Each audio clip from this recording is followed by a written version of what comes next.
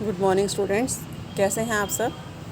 अब देखिए, जो चैप्टर हमने कल स्टार्ट किया था मेथड ऑफ वेज पेमेंट का, उसमें दो मेथड हो चुके थे, fees rate and time rate, है ना। टाइम रेट मेथड में कि टाइम के अकॉर्डिंग वेजेस दी जाएगी, है ना। मिनिमम वेजेस कि अगर उन्होंने 8 घंटे काम किया तो चाहे काम किया या नहीं किया, उनको मिनिमम वेज तो मिलेगा ही। और एक था पीस रेट कि उनको काम के अकॉर्डिंग काम होगा तो पैसे मिलेंगे, नहीं तो नहीं मिलेंगे। अब देखिए, थर्ड मेथड आता है बैलेंस और डेट मेथड, है ना। जो कमियां उनके अंदर थी, है ना, उस कमियों को इसने पूरा किया और इसका ये जॉइंट फॉर्म है, जॉइंट मेथड है। जैसे इस मेथड में क्या होता है कि सपोज़ किसी पर्सन को जो मिनिमम वेज रेट है वो तो उनको दिया ही जाता है इसमें। सपोज़ वो 100 रुपीज़ है पर डे का ही, सपोज़ 100 रुपीज़ है। तो लेकिन फिर हम उस ये भी देखते हैं कि काम कितना किया, दोनों चीज़ों को कंसिडर करते हैं। सपोज़ उसने काम किया 90 रुपीज़ का या 80 रुपीज़ का, है ना, कम किया, तो उसके अकाउंट में उतने रुपीज़ डेबिट हो जाएंगे। जैसे उसको आप पे तो कर रहे हैं 100 रुपीज़, लेकिन उसने काम किया 80 रुपीज़ का, तो 20 रुपीज़ उसके अकाउंट में क्या हो जाएंगे, डेबिट, है ना। अब अगर सपोज़ किसी दिन उसने काम किया 120 रुपये का, है ना, 120 रुपीज़ का काम किया, लेकिन उसको मिनिमम वेज कितना मिलेगा, 100, तो 20 रुपीज़ उसके अकाउंट में क्रेडिट हो जाएंगे। तो इस तरह से बैलेंस निकाला जाता है, बैलेंस और डेट मेथड। एक तरह से वो लोन ले लिया। अब जैसे 100 रुपीज़ उसको दिए गए, लेकिन काम उसने किया 80 रुपीज़ का, तो 20 रुपीज़ उसने क्या ले लिया, लोन ले लिया, है ना, तभी डेबिट हो गए। उसके बाद उसके बाद हो सकता है 120 का काम करा, तो 20 रुपीज़ उसके नाम के क्रेडिट हो गए, तो बैलेंस इक्वल हो गया। तो इस तरीके से जो है वो बैलेंस पेमेंट मेथड या डेट मेथड को यूज़ किया जाता है टू पे द वेजेस।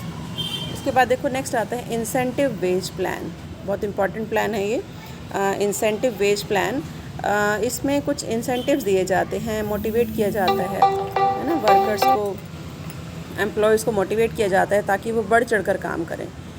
जैसे सपोज़ जो वर्कर्स हैं वो अच्छा काम कर रहे हैं, तो आप उनको कुछ प्रीमियम, कुछ बोनस भी प्रोवाइड कर सकते हैं, है ना। तो इस मेथड के अकॉर्डिंग देखिए, इस मेथड के अकॉर्डिंग जो है वो वर्कर्स को मतलब कुछ प्रेरणा दी जाती है, वर्कर्स को कुछ मोटिवेशन दिया जाता है बोनस के फॉर्म में, या वो ज़्यादा प्रोडक्शन करते हैं तो प्रीमियम या बोनस के फॉर्म में उनको कुछ इंसेंटिव दिया जाता है ताकि वो बढ़ चढ़ कर काम करें, है ना। तो इसके अंदर दो चीज़ें होती हैं जो ध्यान दी जाती हैं, मुख्य रूप से जो पाई जाती हैं। एक तो है स्टैंडर्ड टाइम कि वो जो काम है वो उसने कितने टाइम में करना चाहिए, और एक होता है प्रीमियम। अगर उसने कम टाइम में कर लिया तो उसको उसके अकॉर्डिंग प्रीमियम प्रोवाइड किया जाता है। तो ये कुछ इसके अंदर 10 प्लान हैं जो कि यूज़ किए जाते हैं। सबसे पहला इंपॉर्टेंट प्लान है हाल से प्रीमियम स्कीम। हाल से प्रीमियम स्कीम या हाल से प्रीमियम प्लान तो 1890 में जो कनाडा के सिटीज़न थे श्री F.A. हेल्से, उन्होंने इसका प्रतिपादन किया था, है ना। और इन्होंने ये बताया था कि जितना टाइम लगेगा उस किसी भी काम को करने में, वो स्टैंडर्ड टाइम पहले से ही डिसाइड कर दिया जाता था कि इतना टाइम लगना चाहिए। और मजदूरी की रेट, मतलब वेज रेट भी डिसाइड कर ली जाती थी। तो कोशिश ये की जाती थी कि स्टैंडर्ड टाइम में काम होना चाहिए। लेकिन अगर जो वर्कर है वो स्टैंडर्ड टाइम से कम टाइम में काम कर लेता है, जैसे 5 घंटे में करना चाहिए और वो 3 घंटे में कर लेता है, तो उसने 2 घंटे बचा दिए। जो टाइम उसने बचाया, उस बचाए गए टाइम की उसको जो वेजेस है वो दी जाएगी। ये हमारा कहलाता है बोनस या प्रीमियम। जो टाइम उसने बचाया उसमें 33.3% से लेकर 50% तक का उसको बोनस या प्रीमियम प्रोवाइड किया जाता है। तो ये है हाल से प्लान, जिसमें कि इसने बताया था कि जो स्टैंडर्ड टाइम है उस टाइम में अगर काम पूरा होता है तो फिर तो वही जो मिनिमम वेजेस है वो प्रोवाइड की जाएगी। लेकिन अगर स्टैंडर्ड टाइम से कम टाइम में वो काम कर लेता है तो जितना टाइम उसने बचाया, उस बचाए गए टाइम का 33.3 से 50% तक की जो वेजेस है वो उसको प्रोवाइड की जाएगी। तो देखो एक फार्मूला दिया हुआ है, टोटल वेजेस कैसे निकाली जाएंगी।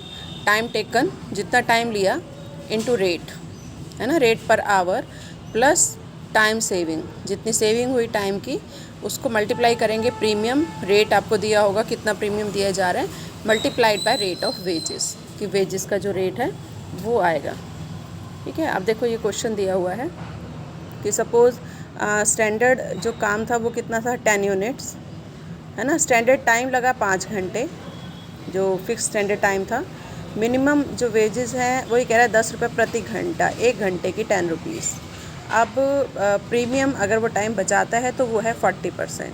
अब एक्चुअल टाइम लिया वर्कर ने 4 घंटे। अब इसको समझो, स्टैंडर्ड टाइम था 5 घंटे 1 यूनिट का, और वर्कर ने टाइम कितना लिया, 4 घंटे, तो 1 घंटा बचाया।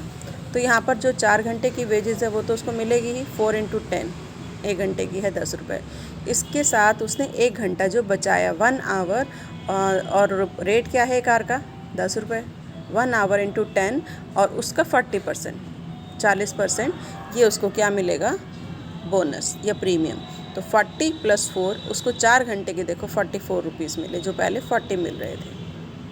आप देखो इसके क्या एडवांटेज हैं। It's very simple, easy to understand कि जितना आप टाइम बचाओगे उसको रेट से मल्टीप्लाई करके उसका इतने % आपको बोनस मिल जाएगा।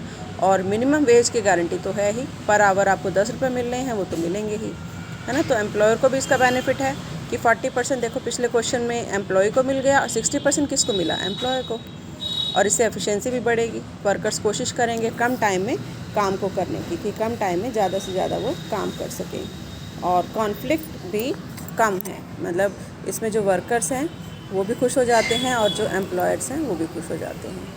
आप देखो इसके अंदर कमियां क्या हैं। Wrong distribution of profit.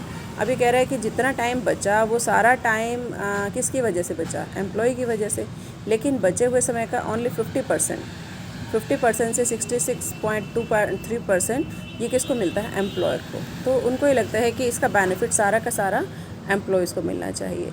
और टाइम बचाने के चक्कर में, काम जल्दी करने के चक्कर में डेटोरिएशन होता है प्रोडक्ट की क्वालिटी में, तो प्रोडक्ट की क्वालिटी जो है वो कम हो जाती है।